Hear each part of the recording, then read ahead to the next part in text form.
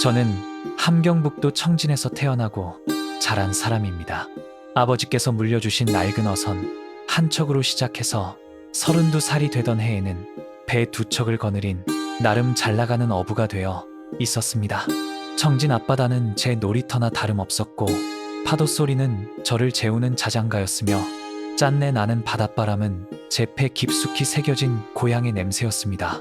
그때만 해도 저는 이 바다를 건너 다른 세상으로 가게 될 줄은 꿈에도 몰랐습니다. 새벽 3시면 어김없이 눈이 떠졌습니다. 아내 유나가 싸준 주먹밥을 품에 넣고 부두로 나가면 칠흑 같은 어둠 속에서 제 배가 기다리고 있었습니다. 엔진 시동을 걸면 투투투투 하는 소리가 고요한 새벽을 깨우고 저는 그 소리를 들으며 오늘은 얼마나 잡을 수 있을까 하는 생각에 가슴이 두근거렸습니다. 명태철이 되면 하루에 수백 킬로그램을 건져 올릴 때도 있었고 오징어가 한창일 때는 배가 가라앉을 것 같은 무게를 싣고 돌아오기도 했습니다. 북한에서 고기를 많이 잡는다고 해서 바로 돈이 되는 것은 아닙니다. 국가에 바쳐야 할 계획량이라는 것이 있어서 그것을 먼저 채우고 나서야 나머지를 처분할 수 있었습니다. 그런데 저는 일찍부터 방법을 알고 있었습니다. 국경 근처에서 중국 상인들과 몰래 거래를 하면 국가에 바치는 것보다 3배, 4배의 값을 받을 수 있었습니다. 물론 위험한 일이었습니다. 발각되면 정치범 수용소에 끌려갈 수도 있는 일이었지만 저는 어릴 때부터 바다에서 단련된 배짱이 있었고 무엇보다 뇌물을 쓸 줄 알았습니다. 청진항을 관리하는 보위부 간부에게 한 달에 한 번씩 달러 뭉치를 쥐어주면 그는 제 배가 어디로 가는지 눈을 감아주었습니다. 해군 초소의 경비병들에게는 담배와 술을 돌렸고 가끔은 잡은 고기 중에 좋은 것을 골라 상납하기도 했습니다. 이렇게 하다 보니 저는 청진 바닷가에서 손꼽히는 부자가 되어 있었습니다. 물론 평양의 고위 간부들에 비하면 아무것도 아니었겠지만 적어도 함경북도에서는 남부럽지 않게 살았습니다. 아내 유나와는 24살에 결혼했습니다.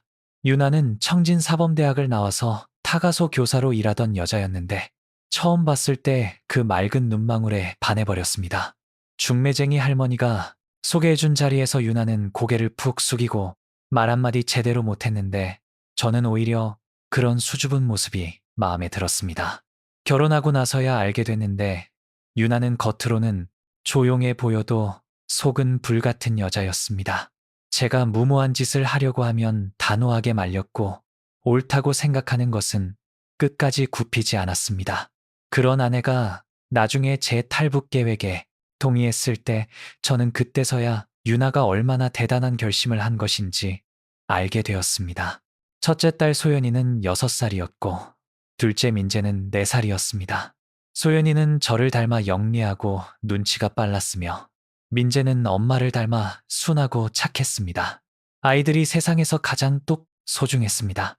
밤바다에서 파도와 싸우며 죽을 고비를 넘길 때도 집에서 기다리는 아이들 생각에 이를 악물고 버텼습니다.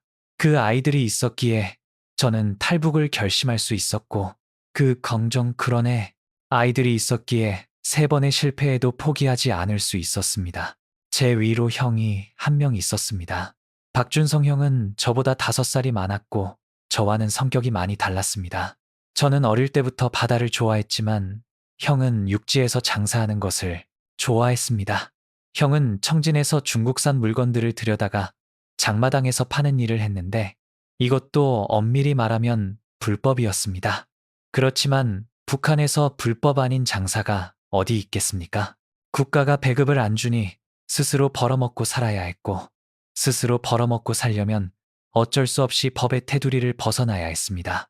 형수 이순남은 형보다 2살 아래였는데 인물이 곱고 마음씨가 따뜻한 여자였습니다. 형수는 우리 어머니를 친어머니처럼 모셨고 조카들도 친자식처럼 예뻐했습니다.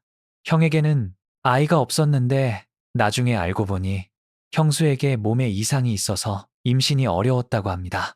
그래서 형과 형수는 제 아이들 소연이와 민재를 더욱 특별하게 대해주었고 명절이면 아이들에게 새 옷과 과자를 사다 주곤 했습니다. 어머니 박옥수는 63이셨는데 아버지께서 일찍 돌아가신 후로 혼자서 형과 저를 키우셨습니다. 아버지는 제가 12살 때 바다에서 사고로 돌아가셨는데 풍랑을 만나 배가 뒤집힌 것이었습니다. 그때 어머니는 30대 후반이셨는데 재혼하지 않으시고 오직 두 아들만 바라보며 사셨습니다. 어머니는 강인한 분이셨습니다. 남편을 잃고도 무너지지 않으셨고 아들들이 뭔가를 하겠다고 하면 묵묵히 뒤에서 밀어주셨습니다. 그런 어머니였기에 나중에 탈북을 말씀드렸을 때 반대는 하셨지만 결국에는 함께 해주셨습니다. 그날 일은 아직도 생생합니다. 유치원에서 돌아온 소연이가 거실에서 노래를 부르고 있었습니다. 저는 바다에서 돌아와 저녁을 먹고 있었는데 소연이의 맑은 목소리가 집안에 울려 퍼졌습니다. 그런데 가사를 듣는 순간 저는 숟가락을 든 채로 멈춰버렸습니다.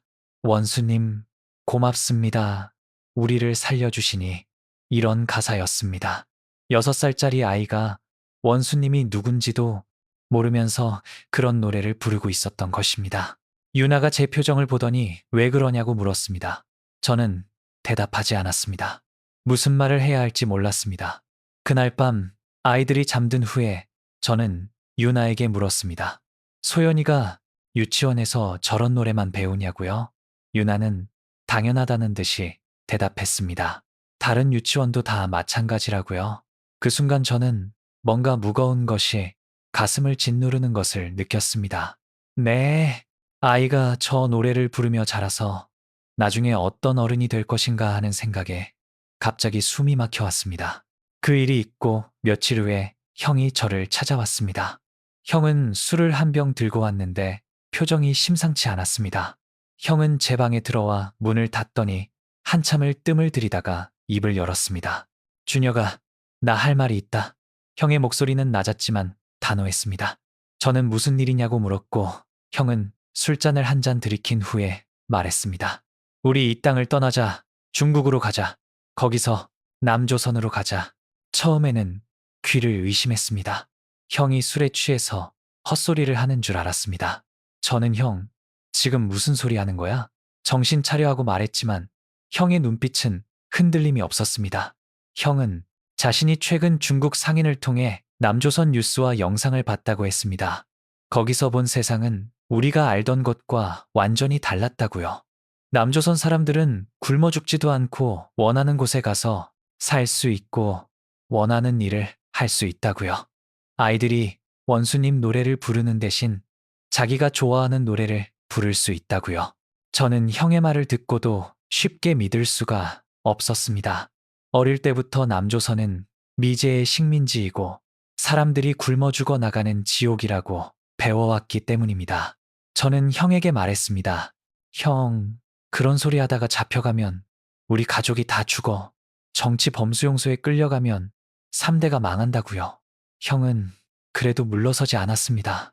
그럼 여기서 이렇게 사는 게 사는 거냐고 반문했습니다. 소연이가 원수님 노래를 부르는 거 봤지? 앞으로 10년이 10년 후에 저 애가 뭐가 돼 있을 것 같냐고요.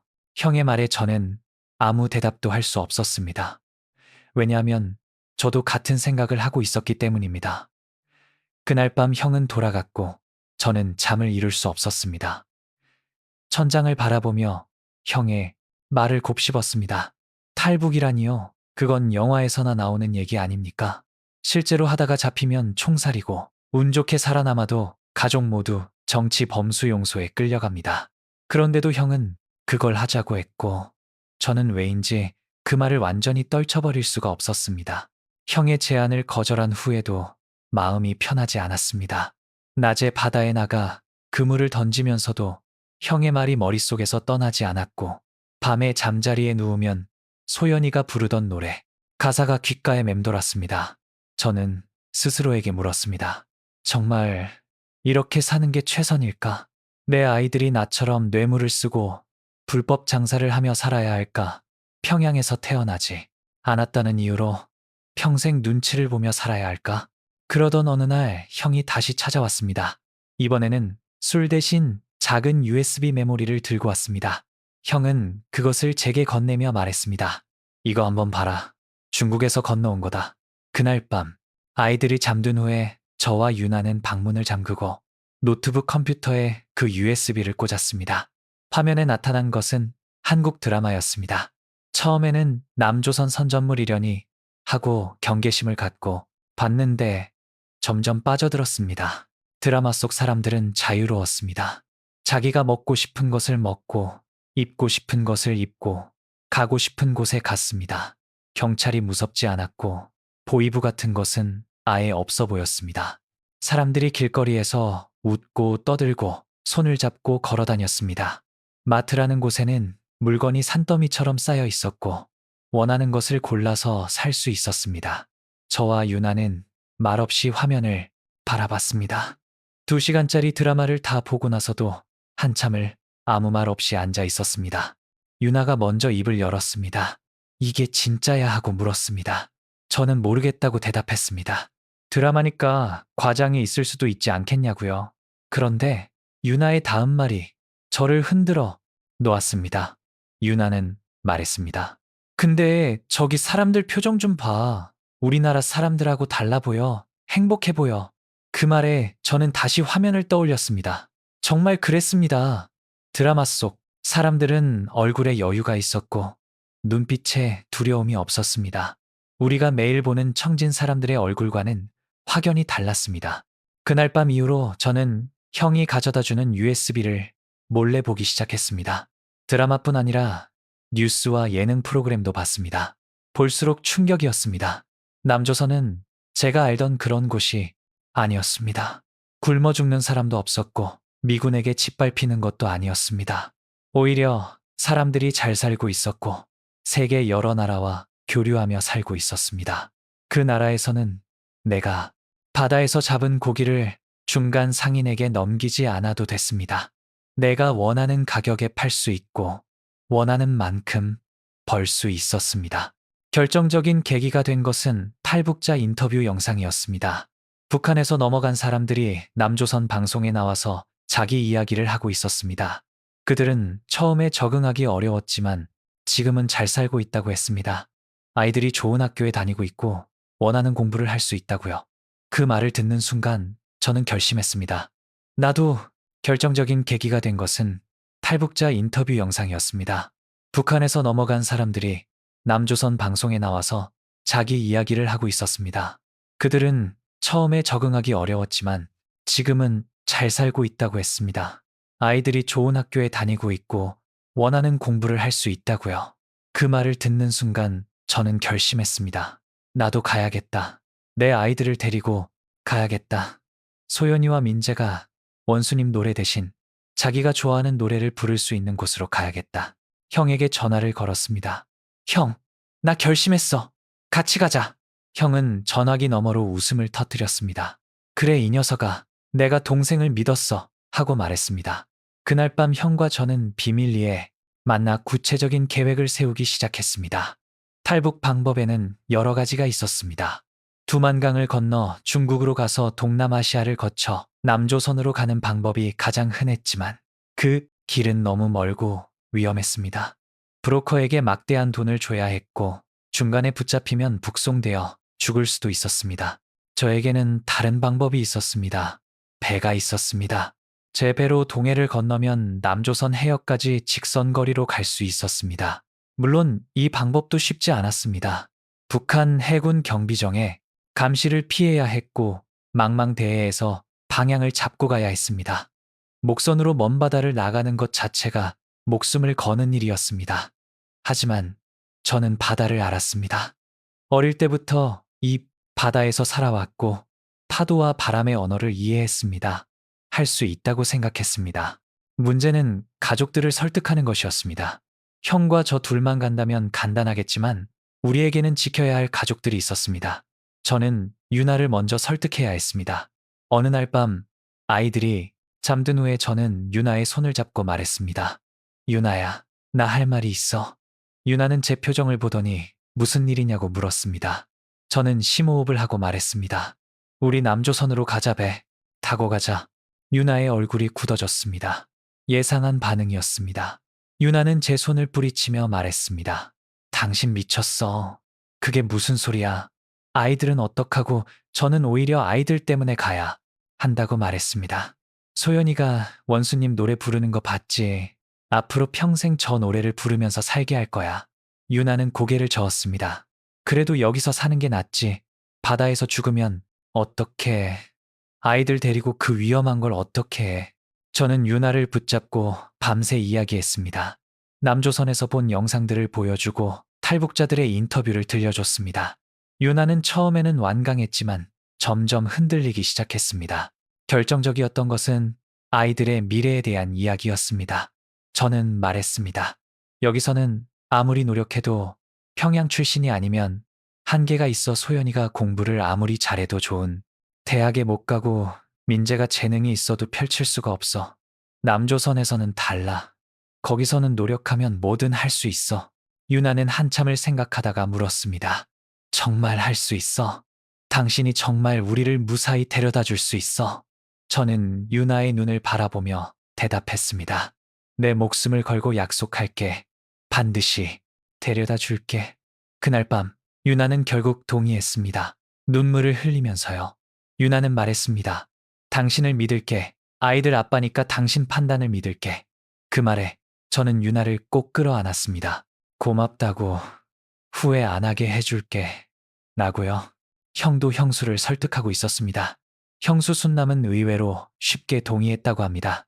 형수는 형이 하자면 하겠다고 했답니다. 평소에 과묵한 사람이었는데 그런 큰 결정을 그렇게 쉽게 내린 것이 신기했습니다. 나중에 알고 보니 형수도 이 땅에서의 삶에 환멸을 느끼고 있었다고 합니다. 아이를 갖지 못하는 몸이라고 주변에서 수군거리는 것도 힘들었고 장마당에서 장사하며 보이부 눈치를 보는 것도 지쳤다고요. 문제는 어머니였습니다. 어머니께 말씀드리는 것은 저와 형 모두에게 가장 어려운 일이었습니다.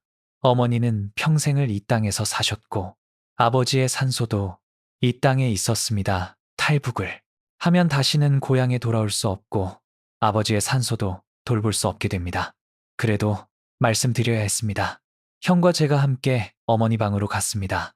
어머니는 두 아들이 심각한 표정으로 들어오니까 무슨 일이냐고 물으셨습니다. 형이 먼저 입을 열었습니다. 어머니, 저희가 중대한 결심을 했습니다. 어머니께서도 함께 해주셔야 합니다. 그리고 형은 탈북 계획을 말씀드렸습니다. 어머니의 얼굴이 점점 굳어지더니 이윽고 눈물이 흘러내렸습니다. 어머니는 말씀하셨습니다. 너희들 미쳤구나. 죽으러 가겠다는 거냐? 나는 안 간다. 너희들만 가라. 저는 어머니의 손을 잡고 말씀드렸습니다. 어머니, 저희만 가면 어머니가 여기서 어떻게 사세요? 저희 탈북한 거 알려지면 어머니까지 잡혀가십니다. 같이 가셔야 합니다. 어머니는 고개를 저으셨습니다. 나는 여기서 태어나고 여기서 살았다. 네 아버지 산소도 여기 있다. 어떻게 떠나? 어머니의 말씀에 형과 저는 아무 말도 할 수 없었습니다. 그날 밤 어머니는 방문을 닫고 들어가셨고 저희는 무거운 마음으로 돌아와야 했습니다. 그 후로 한 달 동안 형과 저는 번갈아 가며 어머니를 설득했습니다. 어머니는 완강하셨지만 저희도 포기하지 않았습니다.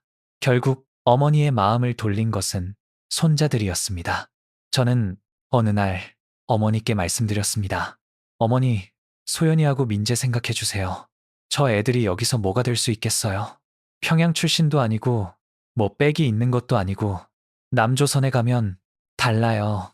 거기서는 노력하면 뭐든 할 수 있어요. 어머니 손자들 잘 되는 거 보고 싶지 않으세요? 어머니는 한참을 말없이 앉아 계시다가 긴 한숨을 내쉬셨습니다. 그리고 말씀하셨습니다. 그래, 내가 남아서 뭐 하겠냐. 너희들 다 가는데 같이 가마. 그 말씀을 듣는 순간 저는 어머니를 꼭 끌어안았습니다. 감사합니다. 어머니 후회 안 하시게 해드릴게요. 이렇게 해서 저희 가족 8명의 탈북 계획이 시작되었습니다. 저와 유나 소연이, 민재형과 형수, 그리고 어머니까지요. 그런데 문제가 하나 더 있었습니다. 유나의 친정 가족이었습니다. 유나에게는 부모님과 남동생이 있었습니다. 장인 서판석 어른은 67이셨고 장모 서정희 여사는 64이셨습니다. 처남 서동철은 26으로 제 배에서 선원으로 일하고 있었습니다. 탈북 계획을 세우면서 저는 처음에 처갓집 식구들은 데려가지 않으려 했습니다. 인원이 많아지면 위험이 커지기 때문이었습니다. 그런데 유나가 강하게 반대했습니다. 우리만 가면 우리 부모님은 어떻게 탈북자 가족이라고 잡혀가실 텐데. 그 말에 저도 할 말이 없었습니다. 그래서 저는 장인어른을 먼저 찾아뵙기로 했습니다. 장인어른은 청진항만관리소에서 40년을 일하시다가 5년 전에 은퇴하신 분이었습니다. 젊었을 때는 배를 타셨고 나중에는 항만관리직으로 일하셨습니다. 청진항의 구석구석을 모르시는 것이 없었고 경비초소의 위치와 순찰 패턴까지 꿰뚫고 계셨습니다. 저는 처음에 단순히 장인어른을 설득해서 함께 가시자고 말씀드리려 했는데 생각지도 못한 전개가 벌어졌습니다. 그날 저녁 저는 장인어른 댁을 찾아갔습니다. 장모님은 외출하셨고 처남도 없었습니다. 장인어른과 둘이 마주 앉았습니다. 저는 한참을 망설이다가 입을 열었습니다. 아버님 드릴 말씀이 있습니다. 장인어른은 담배를 피우시며 말씀하셨습니다. 무슨 말인지 알아? 사위저는 깜짝 놀랐습니다. 제가 아직 아무 말도 안 했는데 장인어른께서 눈치를 채신 장인어른은 말씀하셨습니다. 자네 요즘 행동이 심상치 않아 배 점검하러 자주 나가고 중국 상인들 만나러 다니고 뭔가 준비하고 있지 탈북 말이야. 저는 더 이상 숨길 수가 없었습니다. 네, 아버님 맞습니다. 저희 가족이 남조선으로 가려고 합니다. 배를 타고 동해를 건너려 합니다. 말씀드리러 왔습니다. 아버님과 어머님도 함께 가셨으면 합니다. 장인어른은 긴 침묵 끝에 담배를 끄셨습니다. 그리고 뜻밖의 말씀을 하셨습니다. 자네 청진항으로 나가려고 하면 안 돼. 거기는 경비가 너무 삼엄해. 내가 거기서 40년을 일했으니 알아잡혀. 저는 그럼 어떻게 해야 합니까? 하고 여쭤봤습니다. 장인어른은 자리에서 일어나시더니 낡은 서랍에서 종이 한 장을 꺼내셨습니다. 그것은 손으로 그린 지도였습니다. 장인어른은 그 지도를 펼치시며 말씀하셨습니다. 여기를 봐라. 청진항 북쪽으로 15리 정도 가면 작은 포구가 하나 있어. 예전에 군용으로 쓰다가 지금은 버려진 곳이지. 거기로 가면 경비가 느슨해. 내가 알려줄게. 저는 믿을 수가 없었습니다. 장인어른께서 탈북에 협조하시다니요. 저는 여쭤봤습니다. 아버님은 왜 이렇게 도와주시는 겁니까? 장인어른은 쓸쓸하게 웃으시며 대답하셨습니다. 나도 이 땅에서의 삶이 지긋지긋하거든. 40년을 항만에서 일했는데 뭐가 남았어? 연금도 쥐꼬리만큼이고 대접도 못 받아. 젊었을 때는 몰랐는데 나이 먹으니까 알겠더라고. 이 나라는 뭔가 잘못됐어. 그리고 무엇보다 내 딸과 손자들이 잘 되길 바라지. 남조선에 가면 더 나을 거야. 내가 도와줄게. 장인어른은 그날 밤 많은 것을 알려주셨습니다. 버려진 폭우로 가는 길, 경비 초소의 위치, 순찰선의 이동 패턴, 레이더의 사각지대까지 40년간 항만에서 일하며 알게 된 모든 것을 말씀해 주셨습니다. 그리고 한 가지 중요한 것을 더 알려주셨습니다. 그 폭우로 가는 길에는 군사지역이 있고 오래된 지뢰밭이 있다는 것이었습니다. 일반 사람들은 그 길을 알지 못했고 알더라도 지뢰가 무서워가지 못했습니다. 하지만 장인어른은 그 지뢰밭을 피해가는 길을 알고 계셨습니다. 장인어른은 말씀하셨습니다. 내가 젊었을 때 그 길을 수없이 다녔어. 군용 물자 나르는 일을 했거든. 지뢰가 어디 묻혀 있는지 다 알아. 내가 직접 안내해 줄게. 그 말씀에 저는 장인어른께 절을 올렸습니다. 감사합니다. 아버님 은혜를 잊지 않겠습니다. 장인어른은 고개를 끄덕이시며 말씀하셨습니다. 대신 조건이 하나 있어. 장모도 데려가야 해. 그리고 동철이도 나는 식구들을 다 데리고 가야겠어. 저는 당연히 그러겠다고 대답했습니다. 그런데 문제가 있었습니다. 장모님이었습니다. 장모님은 탈북을 절대로 찬성하지 않으실 분이었습니다. 장인어른도 그것을 아셨습니다. 장인어른은 말씀하셨습니다. 마누라는 내가 설득해 볼게. 근데 쉽지 않을 거야. 그 여자가 고집이 얼마나 센지 자네도 알지. 일단 작전은 비밀로 하고 마누라한테는 내가 때가 되면 말할게. 저는 그렇게 하기로 했습니다. 그날 이후 장인어른과 저는 비밀리에 만나 탈북 계획을 구체화했습니다. 출발 날짜는 다음 달 초승달이 뜨는 날로 잡았습니다. 달이 없어야 어둠 속에서 움직이기 좋기 때문이었습니다. 바람과 파도도 고려해야 했습니다. 동해는 변덕스러워서 갑자기 풍랑이 일기도 했습니다. 장인어른은 오랜 경험으로 날씨를 읽을 줄 아셨습니다. 이날이 좋겠다고 말씀해 주셨고, 저는 그 판단을 믿었습니다. 그 사이에 저는 배를 정비했습니다. 멀리 나갈 수 있도록 연료를 가득 채우고 엔진을 점검했습니다. 나침반과 지도도 준비했습니다. GPS 같은 것은 북한에서 구할 수 없었기 때문에 전통적인 방법으로 방향을 잡아야 했습니다. 다행히 저는 어릴 때부터 별을 보고 방향을 잡는 법을 배웠습니다. 북극성을 찾으면 북쪽을 알 수 있었고, 그것을 기준으로 동쪽과 남쪽을 가늠할 수 있었습니다. 형에게도 계획을 공유했습니다. 형은 장인어른이 도와주신다는 말에 안도하면서도 걱정했습니다. 장인어른이 연로하신데 그 길을 안내하실 수 있겠냐고요? 저는 괜찮을 거라고 대답했습니다. 장인어른은 비록 나이가 드셨지만 정정하셨고, 무엇보다 그 길을 아시는 분은 장인어른밖에 없었습니다. 형도 그 말에 수긍했습니다. 그래, 믿어보자. 우리에게 다른 선택지도 없고. 그렇게 준비가 착착 진행되던 어느 날, 뜻밖의 소식이 들려왔습니다. 형수가 임신을 했다는 것이었습니다. 형이 기쁜 표정으로 저에게 알려줬습니다. 주녀가 순남이가 아이를 가졌어. 의사가 7달쯤 됐대. 저는 축하한다고 말하면서도 걱정이 앞섰습니다. 임신한 몸으로 배를 타고 바다를 건넌다는 것은 위험한 일이었습니다. 저는 형에게 물었습니다.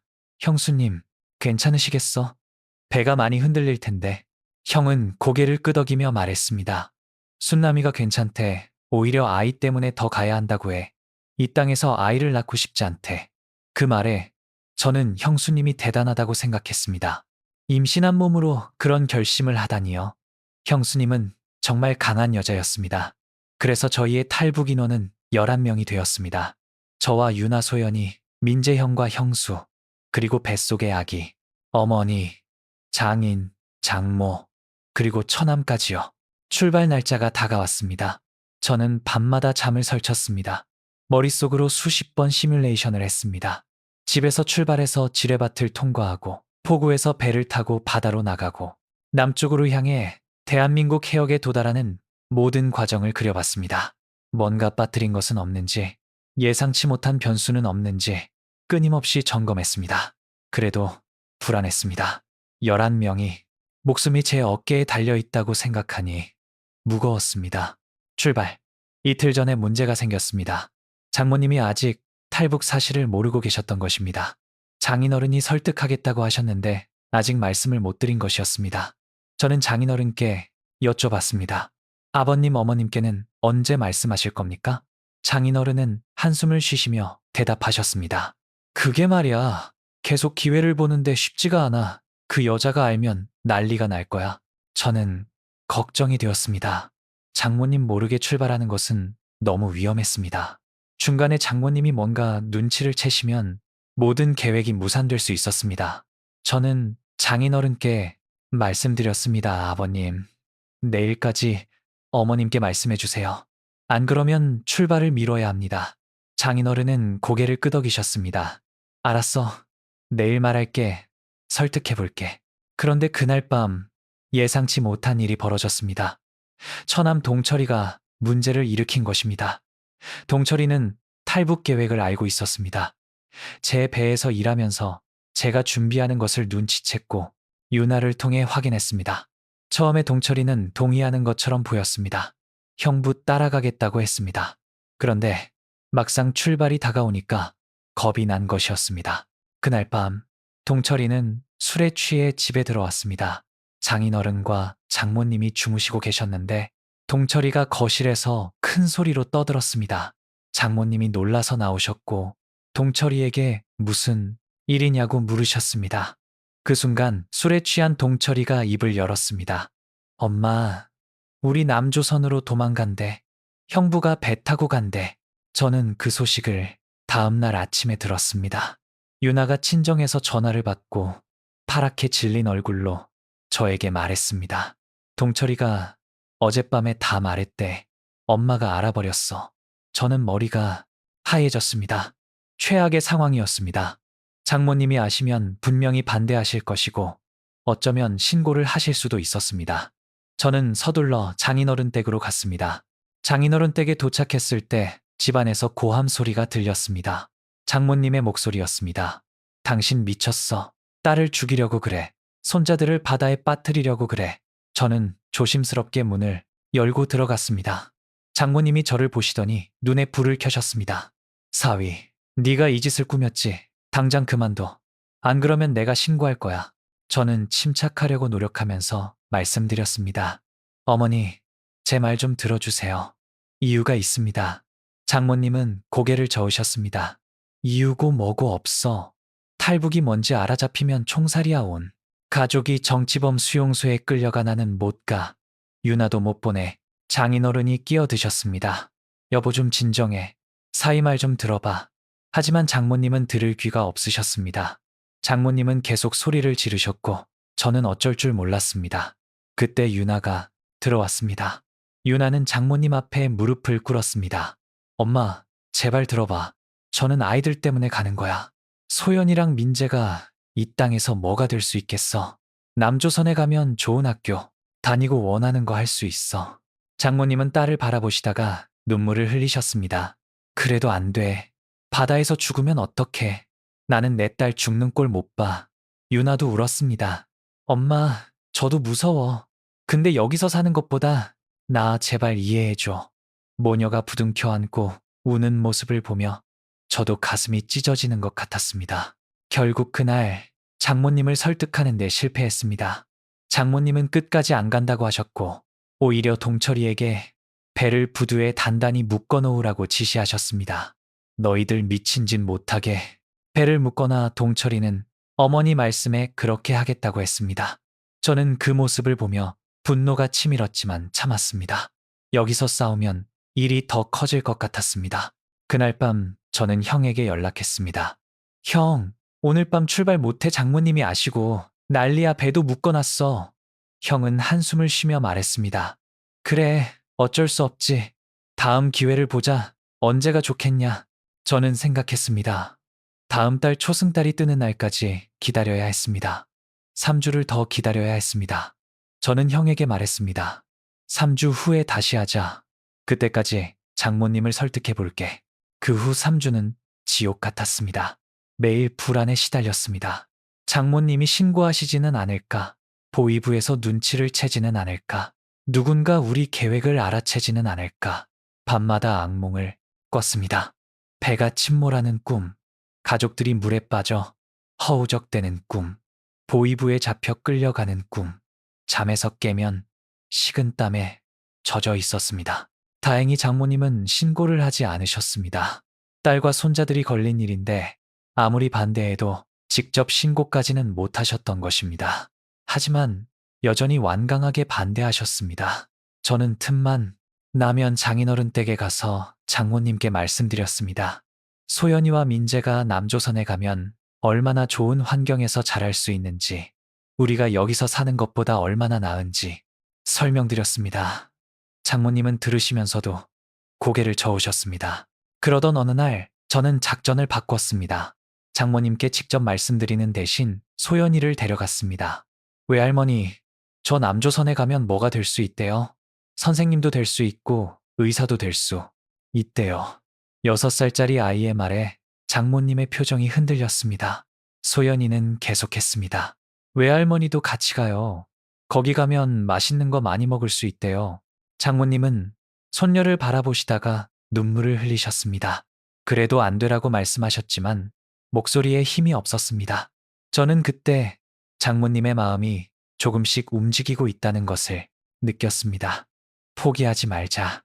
계속 설득하자. 그렇게 마음먹었습니다. 3주가 지나고 다시 출발 날짜가 다가왔습니다. 이번에는 더 철저하게 준비했습니다. 처남 동철이를 먼저 확실하게 설득해야 했습니다. 저는 동철이를 따로 불러 이야기했습니다. 동철아, 네가 이번에도 배를 묶어놓으면 우리 모두 여기서 썩어야 해. 너도 이 땅에서 평생 살고 싶냐? 네 인생 이대로 끝내고 싶냐? 동철이는 고개를 숙이고 있었습니다. 형부, 저도 가고 싶어요. 근데 무서워요. 바다에서 죽으면 어떡해요? 저는 동철이의 어깨를 잡았습니다. 내가 바다를 모르는 사람이냐? 내가 20살부터 바다에서 살았어. 무사히 데려다 줄 수 있어. 나를 믿어. 동철이는 한참을 망설이다가 고개를 끄덕였습니다. 알았어요. 형부 믿을게요. 하지만 장모님은 여전히 반대하셨습니다. 출발 하루 전날, 저는 장인어른 댁에 다시 갔습니다. 장인어른과 저는 장모님 앞에 나란히 앉았습니다. 장인어른이 먼저 말씀하셨습니다. 여보, 내일 간다. 우리도 같이 가야 해. 장모님은 고개를 저으셨습니다. 나는 안 가. 당신들만 가. 저는 말씀드렸습니다. 어머니, 저희만 가면 어머니가 여기서 어떻게 사세요? 탈북자 가족이라고 보위부에서 잡아갑니다. 같이 가셔야 합니다. 장모님은 소리를 높이셨습니다. 잡아가면 잡아가지 뭐. 죽으러 바다에 나가는 것보다 나아. 나는 이 땅에서 태어나서 이 땅에서 죽을 거야. 장인어른이 장모님의 손을 잡으셨습니다. 여보 유나, 생각해. 소연이 민재 생각해. 저 애들이 남조선에서 잘 살 수 있어. 우리가 여기 남으면 저 애들한테 짐이 돼. 같이 가서 손자들 잘 되는 거 보자. 장모님은 눈물을 흘리셨습니다. 그래도 무서워. 바다에서 죽을까봐 무서워. 저는 장모님께 절을 올렸습니다. 어머니, 제가 목숨을 걸고 모시겠습니다. 반드시 무사히 데려다 드리겠습니다. 제발 함께 가주세요. 장모님은 한참을 우시다가 결국 고개를 끄덕이셨습니다. 그래, 가마. 이왕 이렇게 된 것 같이. 가마 그 말씀을 듣는 순간 저는 장모님께 또 절을 올렸습니다. 감사합니다. 어머니 후회 안 하시게 해드리겠습니다. 드디어 출발 날이 밝았습니다. 그날 하늘은 흐렸고 바람이 세게 불었습니다. 파도가 높을 것 같았습니다. 저는 걱정이 되었지만 계획을 미룰 수는 없었습니다. 이미 2번이나 미뤘고 더 미루면 누군가 눈치를 챌 위험이 있었습니다. 저녁이 되자 저는 가족들을 집합시켰습니다. 우리 집에 어머니와 유나 아이들이 모였고 형과 형수도 왔습니다. 장인어른 댁에서는 장인 장모 그리고 처남이 따로 출발하기로 했습니다. 밤 10시에 집을 나섰습니다. 아이들은 잠이 들어 있었습니다.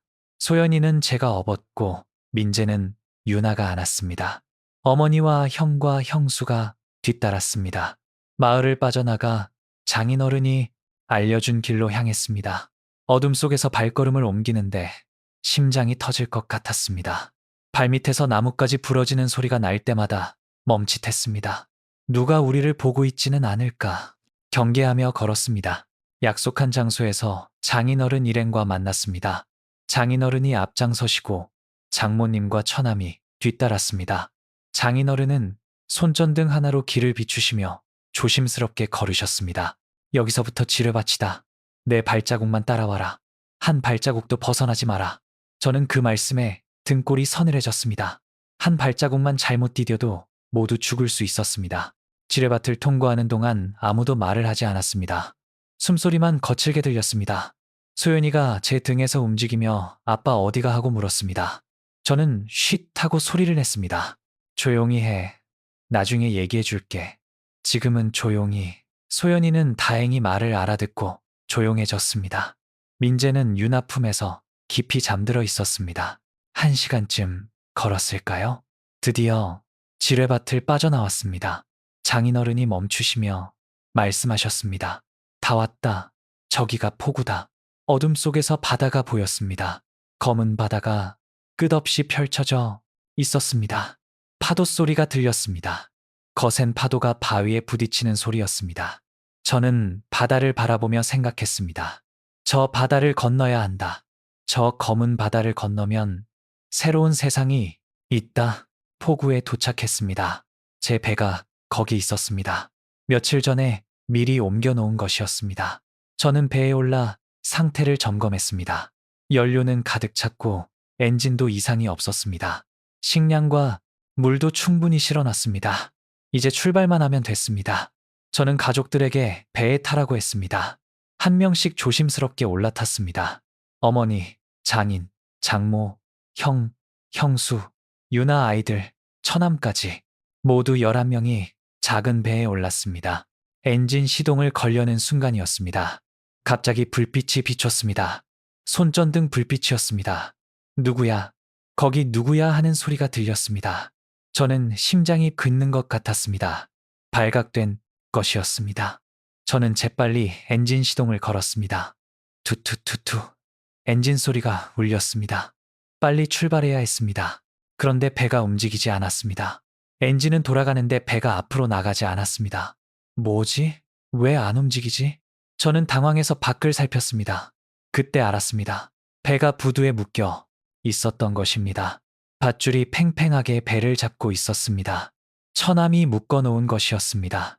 장모님 말씀대로 배를 묶어놓고 풀지 않은 것이었습니다.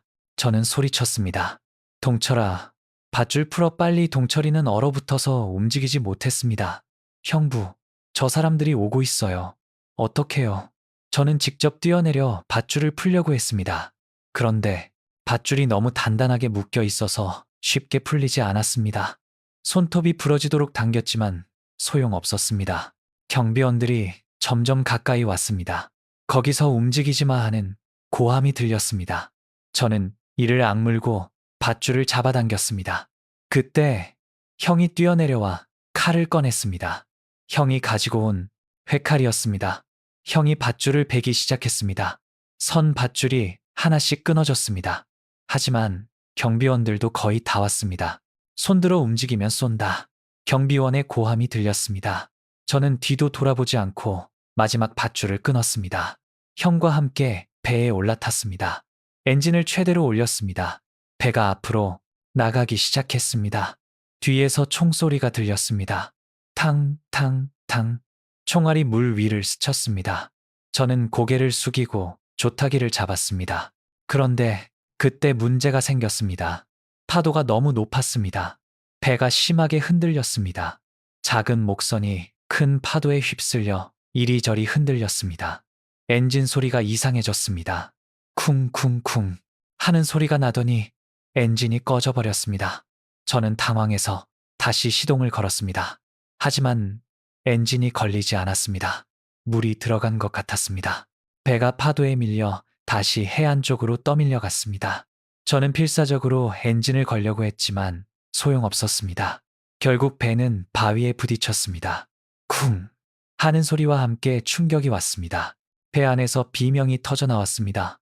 아이들이 울기 시작했습니다. 저는 소리쳤습니다. 진정해. 다들 진정해. 경비원들이 해안에 도착했습니다. 손 들고 나와 저항하면 쏜다. 저는 선택의 여지가 없었습니다. 가족들이 다칠 수 있었습니다. 저는 손을 들고 배에서 내렸습니다. 가족들도 한 명씩 내렸습니다. 울고 있는 아이들을 안고 내린 유나의 얼굴이 눈물 범벅이었습니다. 저는 그 모습을 보며 가슴이 무너지는 것 같았습니다. 실패했습니다. 첫 번째 탈북 시도가 실패한 것입니다. 경비원에게 잡힌 저희는 초소로 끌려갔습니다. 저는 죽었다고 생각했습니다. 탈북 미수는 총살이었습니다. 온 가족이 정치범 수용소에 끌려가는 것이었습니다. 초소에서 경비대장이 저희를 신문했습니다. 너희 뭐 하는 놈들이야? 이 밤에 배 타고 어디 가려고 했어? 저는 입을 열 수가 없었습니다. 무슨 말을 해도 소용없을 것 같았습니다. 그때 장인어른이 나섰습니다. 장인어른은 경비대장에게 다가가 뭔가를 건네셨습니다.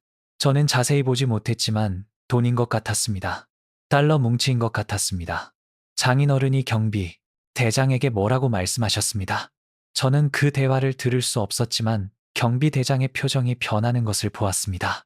처음에 험악하던 얼굴이 점점 누그러졌습니다. 잠시 후 경비대장이 부하들에게 말했습니다. 이 사람들 돌려보내. 야간업 나가려다가 풍랑 만난 거야. 알겠냐? 부하들이 네 하고 대답했습니다. 저는 귀를 의심했습니다. 돌려보낸다고요? 탈북 미수범을 그냥 돌려보낸다고요? 그것이 뇌물의 힘이었습니다. 북한에서는 돈이면 안 되는 일이 없었습니다. 목숨도 살 수 있었습니다. 저희는 풀려났습니다. 집으로 돌아오는 길에 장인어른께 여쭤봤습니다. 아버님, 얼마를 주신 겁니까? 장인어른은 쓸쓸하게 웃으시며 대답하셨습니다. 평생 모은 돈 절반을 줬어 저는. 죄송하다고 말씀드렸습니다. 제 때문에 아버님 재산이 저는 말을 잇지 못했습니다. 장인어른은 고개를 저으셨습니다. 됐어. 돈이 중요한 게 아니야. 목숨이 붙어 있으니 다행이지. 다음에 다시 하자. 집에 돌아와서 저는 무너졌습니다. 방문을 닫고 혼자 울었습니다.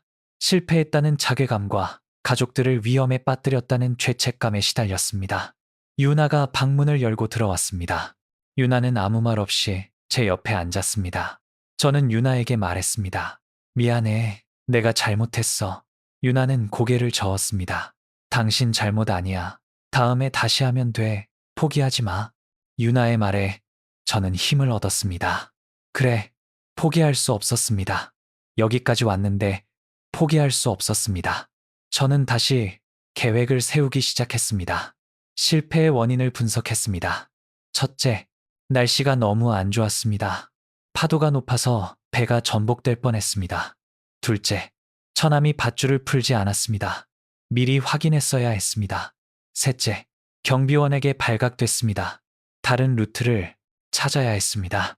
장인어른과 다시 만났습니다. 장인어른은 새로운 루트를 알려주셨습니다. 첫 번째 폭우가 발각됐으니 다른 곳으로 가야 했습니다. 장인어른은 지도를 펼치시며 말씀하셨습니다. 여기 보이냐? 더 북쪽으로 가면 절벽 아래에 작은 해안이 있어. 거기는 사람이 거의 안 가. 지형이 험해서 그런데 내가 젊었을 때 거기를 다녀봤어. 배를 댈 수 있어. 새로운 루트는 더 위험했습니다. 절벽을 타고 내려가야 했고 지뢰밭도 더 넓었습니다. 하지만 선택의 여지가 없었습니다. 저는 장인어른의 말씀을 믿기로 했습니다. 출발 날짜는 한 달 후로 잡았습니다. 다음 달 물때가 좋은 날로요. 그 사이에 배를 수리하고 새로운 루트를 답사하기로 했습니다. 그 한 달 동안 저는 밤마다 악몽에 시달렸습니다. 첫 번째 실패의 기억이 떠올랐습니다. 총소리, 파도소리, 아이들의 울음소리가 귓가에 맴돌았습니다. 잠에서 깨면 식은땀에 젖어 있었습니다. 유나가 괜찮냐고 물을 때마다 저는 괜찮다고 대답했지만 사실 괜찮지 않았습니다. 두려웠습니다. 또 실패하면 어떡하나, 이번에는 정말 잡혀가면 어떡하나. 하지만 포기할 수 없었습니다. 아이들의 얼굴이 떠올랐습니다. 소연이와 민재가 이 땅에서 자라는 것을 볼 수 없었습니다. 원수님 노래를 부르며 평생을 사는 것을 볼 수 없었습니다. 저는 이를 악물고 준비를 계속했습니다. 배를 수리하고 연료를 채우고 식량을 준비했습니다. 이번에는 실패하지 않겠다고 다짐했습니다. 한 달이 지나고 두 번째 출발 날이 다가왔습니다. 그런데 출발 사흘 전에 청천벽력 같은 소식이 들려왔습니다. 청진 해안에 검문소가 새로 설치됐다는 것이었습니다. 최근 탈북기도 사건이 늘어서 경비를 강화한다고 했습니다. 저는 가슴이 철렁 내려앉았습니다. 설마 우리 때문인가? 첫 번째 실패가 보고된 것인가? 경비대장에게 뇌물을 줬는데도 보고가 된 것인가? 장인어른을 찾아뵈었습니다. 장인어른도 그 소식을 들으셨습니다. 장인어른은 고개를 저으시며 말씀하셨습니다. 이번에는 안 되겠어. 검문소가 생겼으면 통과할 수가 없어 미뤄야 해. 저는 또 미뤄야 한다는 말에 절망했습니다. 언제까지 미뤄야 합니까? 이러다가 평생 못 가는 거 아닙니까? 장인어른은 침착하게 말씀하셨습니다. 조급해하면 안 돼. 검문소가 영원히 있지는 않을 거야. 한두 달 지나면 느슨해질 거야. 그때 다시 하자. 저는 한숨을 쉬며 알겠다고 대답했습니다. 또 기다려야 했습니다. 또 한두 달을 불안 속에서 보내야 했습니다. 그 기간 동안 저는 평소처럼 바다에 나갔습니다. 고기를 잡고 중국 상인에게 넘기고 돈을 벌었습니다. 겉으로는 평범한 어부의 삶을 살았습니다. 하지만 속으로는 매일 탈북, 생각뿐이었습니다. 바다에 나가면 저 수평선 너머에 다른 세상이 있다고 생각했습니다. 저 바다만 건너면 자유가 있다고, 저 바다만 건너면 아이들이 행복할 수 있다고. 두 달이 지났습니다. 장인어른이 연락을 주셨습니다. 검문소가 철거됐다고 했습니다. 경비가 다시 느슨해졌다고요. 이제 다시 시도할 수 있었습니다. 저는 세 번째이자 마지막 시도를 준비하기 시작했습니다. 이번에는 반드시 성공해야 했습니다. 더 이상 기회가 없을 수도 있었습니다. 저는 모든 것을 걸고 준비했습니다. 실패하면 죽는다는 각오로 준비했습니다. 세 번째 출발 날이 밝았습니다. 그날 아침 저는 창밖을 바라보았습니다. 하늘은 맑았고 바람도 잔잔했습니다. 날씨는 완벽했습니다. 장인어른이 말씀하신 대로 물때도 좋았습니다. 오늘이 아니면 안 된다고 생각했습니다. 오늘은 반드시 성공해야 한다고. 낮 동안 저는 평소처럼 행동했습니다. 바다에 나가 고기를 잡았고 오후에 돌아왔습니다. 아무도 의심하지 않았습니다. 저녁을 먹고 아이들을 재웠습니다. 소연이와 민재는 아무것도 모른 채 잠들었습니다. 저는 잠든 아이들의 얼굴을 바라보았습니다. 반드시 저 아이들을 새로운 세상으로 데려가겠다고 다짐했습니다. 밤 10시가 되었습니다. 가족들이 모였습니다. 어머니, 형, 형수, 유나, 그리고 잠든 아이들이 제 집에 모였습니다. 장인어른 댁에서는 장인 장모 처남이 따로 출발하기로 했습니다. 저는 가족들에게 말했습니다. 오늘은 반드시 성공합니다. 제 말만 따라주세요. 제가 반드시 데려다 드립니다. 밤 11시에 집을 나섰습니다. 이번에는 다른 길로 갔습니다. 장인어른이 알려주신 새로운 루트였습니다. 더 멀고 험했지만 안전했습니다. 검문소를 피해 산길로 돌아갔습니다. 어둠 속에서 발걸음을 옮기는데 모든 신경이 곤두섰습니다. 나뭇가지 부러지는 소리, 바람에 나뭇잎 흔들리는 소리, 모든 것이 경계의 대상이었습니다. 약속한 장소에서 장인어른 일행과 만났습니다. 장인어른의 얼굴이 창백해 보였습니다. 2달 사이에 많이 수척해지셨습니다. 저는 걱정이 되어 여쭤봤습니다. 아버님, 괜찮으세요? 장인어른은 고개를 끄덕이시며 대답하셨습니다. 괜찮아, 가자. 시간 없어. 장인어른이 앞장서셨습니다. 이번 루트의 지뢰밭은 더 넓고 복잡했습니다. 장인어른은 손전등 불빛으로 길을 비추시며 천천히 걸으셨습니다.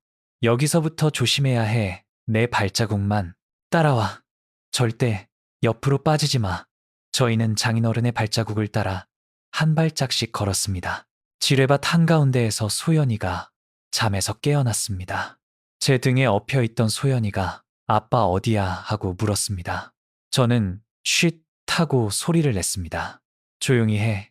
지금 아주 중요한 곳을 지나고 있어. 소리내면 안 돼. 알았지? 소연이는 네 하고 대답했습니다. 다행히 영리한 아이라서 상황을 이해한 것 같았습니다. 그런데 그때 민재가 울기 시작했습니다.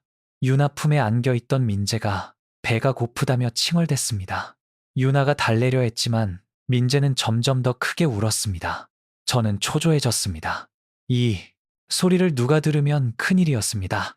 유나가 민재에게 젖병을 물렸습니다. 다행히 민재는 젖병을 물고 조용해졌습니다. 1시간 반쯤 걸어서 드디어 지뢰밭을 빠져나왔습니다. 장인어른이 멈추시며 말씀하셨습니다. 다 왔어. 저기 절벽 아래가 해안이야. 앞에 절벽이 보였습니다. 거의 수직에 가까운 절벽이었습니다. 저 절벽을 타고 내려가야 했습니다. 여자들과 아이들을 데리고요. 저는 순간 막막해졌습니다.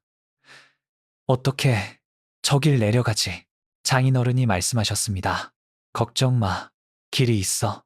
옛날에 군인들이 만들어 놓은 길이 있어. 따라와. 장인어른은 절벽 끝으로 걸어가셨습니다. 풀숲 사이에 좁은 길이나 있었습니다. 계단처럼 바위를 깎아 만든 길이었습니다. 위험해 보였지만 내려갈 수 있었습니다. 한 명씩 절벽을 내려갔습니다. 저는 소연이를 업은 채로 내려갔습니다. 바위가 미끄러워서 조심해야 했습니다. 한 발 한 발 조심스럽게 내려갔습니다. 유나는 민재를 가슴에 꼭 안고 내려왔습니다. 형과 형수, 어머니, 장인, 장모, 처남도 모두 무사히 내려왔습니다. 다행이었습니다. 다들 무사했습니다. 절벽 아래에 작은 해안이 있었습니다. 바위 투성이의 해안이었습니다. 그곳에 제 배가 있었습니다. 며칠 전에 처남과 함께 미리 옮겨놓은 것이었습니다. 배는 바위 뒤에 숨겨져 있었습니다. 저는 배로 달려가 상태를 점검했습니다. 연료 가득, 엔진 이상 없음, 모든 것이 준비되어 있었습니다. 가족들이 배에 올라탔습니다. 한 명씩 조심스럽게 올라탔습니다. 어머니가 먼저, 형수가, 다음 장모님이, 그 다음 장인어른이, 형이 유나와 아이들이 처남이, 마지막으로 저까지 모두 11명이 배에 탔습니다. 작은 목선에 11명이 타니까 배가 낮게 가라앉았습니다. 무게가 걱정됐지만 괜찮을 거라고 생각했습니다. 엔진 시동을 걸었습니다. 투투투투. 익숙한 소리가 울렸습니다. 저는 천천히 배를 출발시켰습니다. 바위 사이를 빠져나가 바다로 나갔습니다. 검은 바다가 앞에 펼쳐졌습니다. 파도가 잔잔했습니다. 날씨가 좋았습니다. 저는 속으로 기도했습니다. 제발, 이번에는 제발 무사히 가게 해주세요. 처음에는 천천히 갔습니다. 엔진 소리를 최소화해야 했습니다. 북한 해안에서 너무 빨리 움직이면 레이더에 잡힐 수 있었습니다. 부유물처럼 보이도록 천천히 움직여야 했습니다. 시속 5km 정도로 느리게 갔습니다. 빠른 걸음으로 걷는 속도보다 조금 빠른 정도였습니다. 1시간쯤 지났을까요? 청진 해안의 불빛이 점점 멀어졌습니다. 저는 조금 안도했습니다. 여기까지 오면 됐다. 이제 속도를 올려도 될 것 같았습니다. 저는 엔진을 좀 더 세게 밟았습니다. 배가 빨라지기 시작했습니다. 시속 15km 정도로 올렸습니다. 그때였습니다. 뒤에서 불빛이 나타났습니다. 처음에는 별인가 했습니다. 그런데 그 불빛이 점점 가까워지고 있었습니다.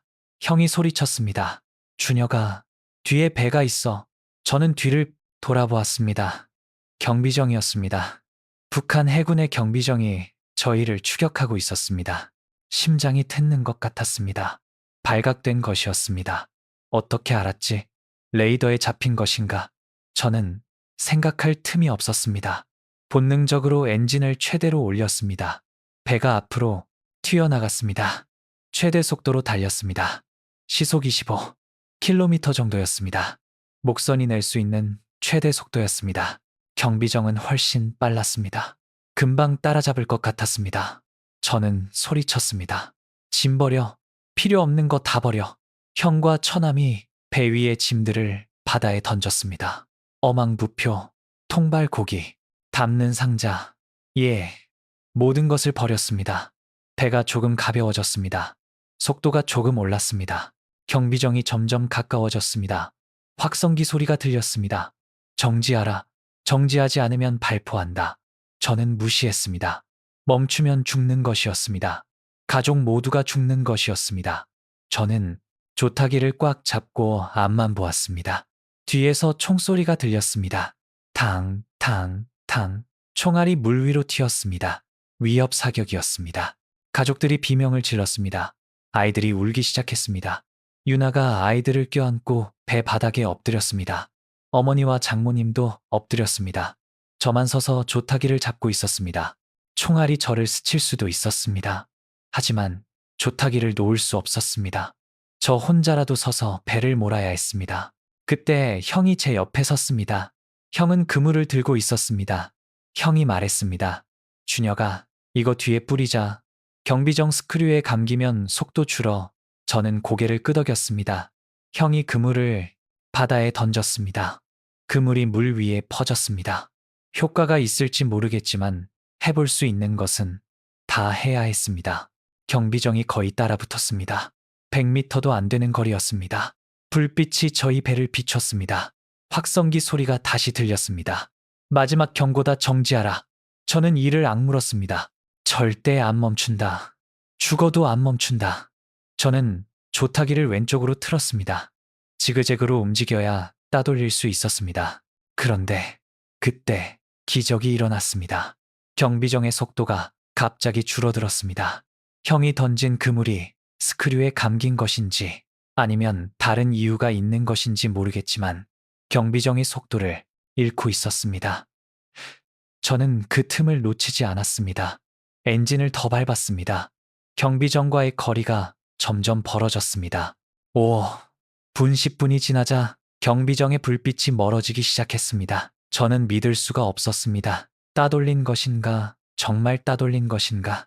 형이 환호했습니다. 해냈어. 따돌렸어. 하지만 저는 아직 안심할 수 없었습니다. 다른 경비정이 올 수도 있었습니다. 저는 계속 최대 속도로 달렸습니다. 1시간이 지났습니다. 뒤에서 더 이상 추격이 없었습니다. 저는 그제야 조금 긴장을 풀었습니다. 주위를 둘러보았습니다. 칠흑 같은 어둠뿐이었습니다. 북한 해안의 불빛도 보이지 않았습니다. 우리는 망망대해 한가운데에 있었습니다. 경비정을 따돌리고 나서도 한참을 달렸습니다. 얼마나 갔는지 모르겠습니다. 시간 감각을 잃었습니다. 주위는 온통 어둠뿐이었습니다. 하늘에 별이 떠 있었습니다. 저는 북극성을 찾았습니다. 북극성을 기준으로 방향을 잡았습니다. 남쪽으로 계속 가야 했습니다. 가족들의 상태를 확인했습니다. 다들 무사했습니다. 총에 맞은 사람은 없었습니다. 하지만 모두 공포에 질려 있었습니다. 유나는 아이들을 껴안고 울고 있었습니다. 소연이와 민재도 울고 있었습니다. 어머니는 말없이 앉아 계셨는데 손이 떨리고 계셨습니다. 장모님도 울고 계셨습니다. 형수는 배를 움켜쥐고 힘들어하고 있었습니다. 임신한 몸으로 이 고생을 하시다니 정말 죄송했습니다. 형이 제 옆에 왔습니다. 준혁아, 괜찮냐? 저는 고개를 끄덕였습니다. 형, 우리 해냈어. 경비정 따돌렸어. 이제 남쪽으로만 가면 돼. 형은 웃으며 말했습니다. 그래, 해냈어. 대단하다, 동생. 형의 칭찬에 저는 조금 눈물이 났습니다. 하지만 울 때가 아니었습니다. 아직 도착하지 않았습니다. 아직 남한 해역에 들어가지 않았습니다. 밤은 길었습니다. 어둠 속에서 계속 달렸습니다. 파도가 점점 높아졌습니다. 처음에는 잔잔했는데 갈수록 거세졌습니다. 배가 흔들리기 시작했습니다. 위로 올라갔다가 아래로 떨어지는 것이 반복됐습니다. 멀미가 났습니다. 저도 속이 울렁거렸는데 가족들은 더 힘들어했습니다. 유나가 배 밖으로 고개를 내밀고 토했습니다. 아이들도 울며 힘들어했습니다. 형수의 상태가 걱정됐습니다. 형수는 얼굴이 창백해졌고 배를 움켜쥐며 고통스러워했습니다. 형이 형수 곁에서 등을 쓸어주고 있었습니다. 저는 형에게 물었습니다. 형수님, 괜찮아. 형은 고개를 저었습니다. 모르겠어. 많이 힘들어해. 저는 속도를 줄일까 고민했지만 그럴 수 없었습니다. 빨리 가야 했습니다. 남한 해역에 들어가야 안전했습니다. 새벽이 되어가고 있었습니다. 하늘이 조금씩 밝아지기 시작했습니다.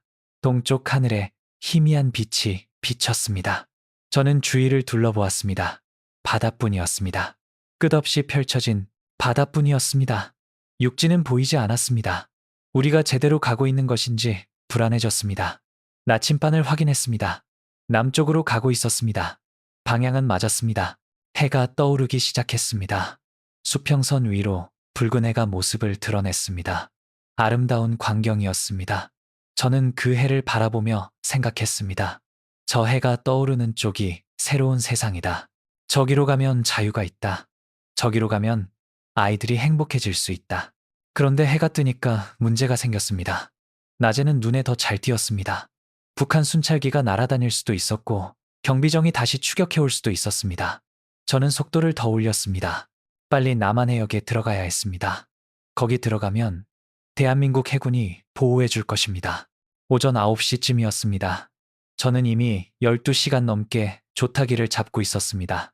피로가 밀려왔습니다. 눈이 감기려 했습니다. 하지만 버텨야 했습니다. 가족들의 목숨이 달려 있었습니다. 저는 차가운 바닷물로 세수를 했습니다. 정신이 조금 들었습니다. 다시 조타기를 잡았습니다.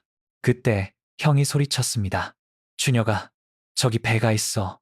저는 형이 가리키는 방향을 보았습니다. 멀리 큰 배가 보였습니다. 군함처럼 생긴 배였습니다. 심장이 빨리 뛰기 시작했습니다. 북한, 군함인가, 남한 군함인가 구별할 수가 없었습니다. 저는 잠시 멈칫했습니다. 다가가야 하나, 피해야 하나. 장인어른이 말씀하셨습니다. 저건 남조선 배야 함포 위치를 봐. 남조선 해군이야. 저는 장인어른의 말씀을 믿기로 했습니다. 장인어른은 40년을 바다에서 일하셨습니다. 배를 구별할 줄 아셨습니다. 저는 그 배를 향해 방향을 틀었습니다. 가까이 다가갔습니다. 군함이 우리를 발견한 것 같았습니다. 군함에서 보트가 내려왔습니다. 보트가 우리 쪽으로 다가왔습니다. 저는 배를 멈추고 기다렸습니다. 보트가 우리 배 옆에 붙었습니다. 군복을 입은 사람들이 보였습니다. 그들이 소리쳤습니다. 거기 어디서 온 배야 신원을 밝혀 저는 목이 메어 대답했습니다. 북한에서 왔습니다. 탈북자들입니다. 대한민국에 보호를 요청합니다. 그 말을 하는 순간 눈물이 흘러내렸습니다. 드디어 왔다. 드디어 도착했다. 저는 조타기를 놓고 무릎을 꿇었습니다. 군인들이 우리 배에 올라탔습니다. 처음에는 경계하는 표정이었습니다. 총을 들고 우리를 살폈습니다. 간첩일 수도 있다고 생각한 것 같았습니다. 그런데 아이들을 보자 표정이 바뀌었습니다. 울고 있는 소연이와 민재를 보자 군인들의 얼굴이 부드러워졌습니다. 한 군인이 말했습니다. 아이들이구나. 잘 오셨습니다. 환영합니다. 그 말에 온 가족이 무너졌습니다. 유나가 울음을 터뜨렸습니다. 어머니도 울으셨습니다. 장모님도 형도 형수도 모두 울었습니다. 저도 울었습니다. 주체할 수 없이 눈물이 쏟아졌습니다. 살았다. 우리가 살았다. 성공했다. 드디어 성공했다. 군인들이 우리를 군함으로 옮겨 태웠습니다. 큰 군함에 올라타니까 안도감이 밀려왔습니다. 여기는 대한민국이었습니다. 더 이상 북한 경비정이 쫓아올 수 없는 곳이었습니다. 우리는 안전했습니다. 드디어 안전한 곳에 도착한 것입니다. 군함 안에서 따뜻한 물과 음식을 받았습니다. 라면이었습니다. 처음 먹어보는 한국 라면이었습니다. 그 맛이 어찌나 감격스럽던지 저는 눈물을 흘리며 라면을 먹었습니다. 아이들도 맛있게 먹었습니다. 소연이가 말했습니다. 아빠, 이거 맛있어? 저는 웃으며 대답했습니다. 그래, 맛있지. 이제 이런 거 많이 먹을 수 있어? 형수의 상태가 걱정되어 군의관이 진찰했습니다. 다행히 형수와 뱃속의 아기 모두 건강했습니다. 군의관이 말했습니다. 조금 무리를 하셨지만 괜찮습니다. 푹 쉬시면 됩니다. 그 말에 형의 얼굴에 안도의 표정이 떠올랐습니다. 형수도 웃었습니다. 살았어요. 우리 살았어요. 장인어른이 제게 오셨습니다. 사위 해냈어. 수고했어. 저는 장인어른께 절을 올렸습니다. 아버님 감사합니다. 아버님 도움이 없었으면 불가능했습니다. 장인어른은 제 어깨를 두드리시며 말씀하셨습니다. 아니야, 자네가 해낸 거야. 자네가 우리 가족을 살렸어. 저는 갑판에 나가 바다를 바라보았습니다. 우리가 건너온 검은 바다가 아침 햇살에 반짝이고 있었습니다. 어젯밤 그 공포의 바다가 지금은 평화롭게 보였습니다. 저는 생각했습니다. 저 바다 건너에 내가 태어난 땅이 있다. 다시는 갈 수 없는 고향이 있다. 가슴이 먹먹해졌습니다.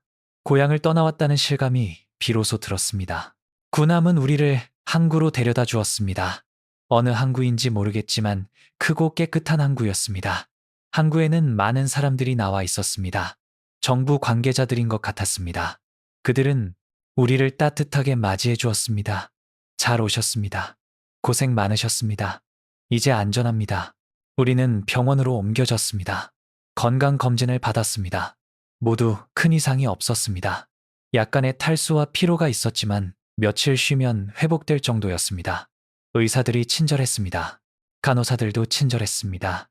북한에서는 상상할 수 없는 친절이었습니다. 저는 그 친절에 또 눈물이 났습니다. 며칠 후 우리는 정착 지원 시설로 옮겨졌습니다. 거기서 한국 생활에 적응하는 교육을 받았습니다. 한국 사회가 어떻게 돌아가는지, 돈은 어떻게 쓰는지, 대중교통은 어떻게 이용하는지 기초적인 것부터 배웠습니다. 모든 것이 신기했습니다. 북한에서는 상상도 못했던 것들이었습니다. 소연이와 민재는 빠르게 적응했습니다. 아이들은 역시 적응력이 빨랐습니다. 소연이는 금방 한국 말투를 따라하기 시작했고, 민재는 한국 과자에 푹 빠졌습니다. 아이들이 웃는 모습을 보며 저는 생각했습니다. 잘 왔다. 정말 잘 왔다. 이 아이들을 위해 온 것이 맞았다. 형수는 석 달 후에 건강한 아들을 낳았습니다. 한국에서 태어난 첫 가족이었습니다. 형과 형수는 아이 이름을 자유라는 뜻을 담아 지었습니다. 자유롭게 살라는 의미였습니다. 그 아이는 태어날 때부터 자유로운 땅에서 자유롭게 살 수 있었습니다. 형수가 아이를 안고 웃는 모습을 보며 저는 모든 고생이 보람 있었다고 생각했습니다. 어머니는 한국 생활에 적응하시느라 힘들어 하셨습니다. 모든 것이 낯설고 어렵다고 하셨습니다. 하지만 손자, 손녀들이 행복해하는 모습을 보시며 점점 밝아지셨습니다. 어머니께서 말씀하셨습니다. 잘 왔다. 너희들 따라오길 잘했다. 그 말씀에 저는 눈물이 났습니다. 어머니께서 인정해 주신 것 같아서 기뻤습니다. 장인어른과 장모님도 적응해 나가셨습니다. 장모님은 처음에 완강하게 반대하셨지만 한국에 와서는 누구보다 열심히 적응하려 하셨습니다. 한글 공부도 열심히 하시고 한국 음식도 배우려 하셨습니다. 장모님께서 어느 날 말씀하셨습니다. 사위, 내가 잘못 생각했어. 여기 와보니까 정말 살기 좋구나. 그때 반대하지 말 걸 그랬어. 저는 그 말씀에 장모님께 감사하다고 말씀드렸습니다. 결국 함께 와주셔서 다행이라고요. 처남 동철이도 변했습니다. 처음에 겁이 많고 소심하던 동철이가 한국에 와서는 밝아졌습니다. 취직도 하고 여자친구도 사귀었습니다. 동철이가 어느 날 제게 말했습니다. 형부 그때 따라가길 정말 잘했어. 여기서 이렇게 살 수 있다니 꿈만 같아. 저는 동철이의 어깨를 두드리며 말했습니다. 앞으로 더 좋아질 거야. 열심히 살자. 유나는 제 곁에서 항상 힘이 되어 주었습니다. 한국 생활에 적응하느라 힘들 때도 있었지만 유나가 있어서 버틸 수 있었습니다. 유나가 어느 날 말했습니다. 당신 그때 결심해서 정말 다행이야. 아이들이 여기서 행복하게 자라는 거 보니까 모든 고생이 보람 있어. 저는 유나를 꼭 안으며 말했습니다. 고마워. 끝까지 믿어줘서 고마워. 지금 저는 한국에서 작은 수산물 가게를 운영하고 있습니다. 청진에서 하던 일을 여기서도 이어가고 있는 셈입니다. 물론 규모는 작지만 정직하게 일하며 살고 있습니다. 소연이는 초등학교에 다니고 있고 민재는 유치원에 다니고 있습니다. 아이들은 한국 아이들과 어울려 놀고 있습니다. 원수님 노래 대신 좋아하는 노래를 부르며 자라고 있습니다. 그 모습을 볼 때마다 가슴이 벅찹니다. 가끔 밤에 꿈을 꿉니다. 그날 밤 검은 바다를 건너던 꿈을 꿉니다. 경비정이 쫓아오고 총소리가 들리고 아이들이 우는 꿈을 꿉니다. 잠에서 깨면 식은땀에 젖어 있습니다.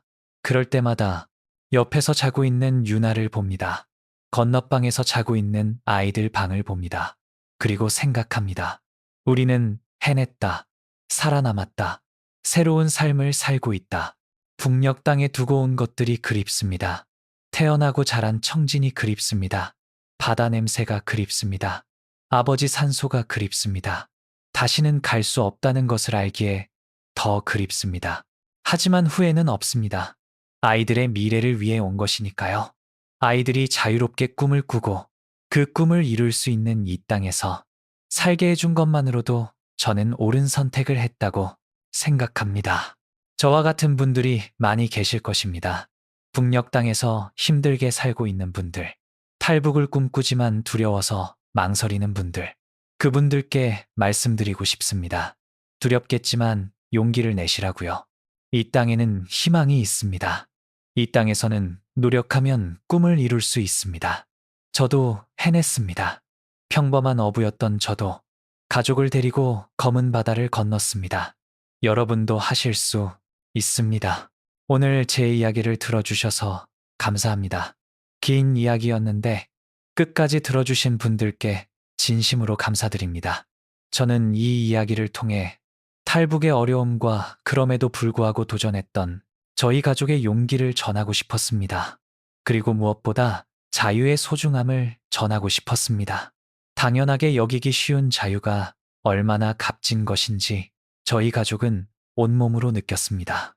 하늘이 맑습니다. 오늘도 해가 뜨고 아이들이 학교에 갑니다. 유나가 아침을 차리고 저는 가게 문을 엽니다. 평범한 하루가 시작됩니다. 그 평범함이 저에게는 기적입니다. 그 평범함을 위해 저희는 검은 바다를 건넜습니다. 그리고 지금 저희는 그 평범한 행복 속에서 살고 있습니다. 끝까지 들어주셔서 감사합니다. 여러분의 하루도 평화롭고 행복하시길 바랍니다. 감사합니다.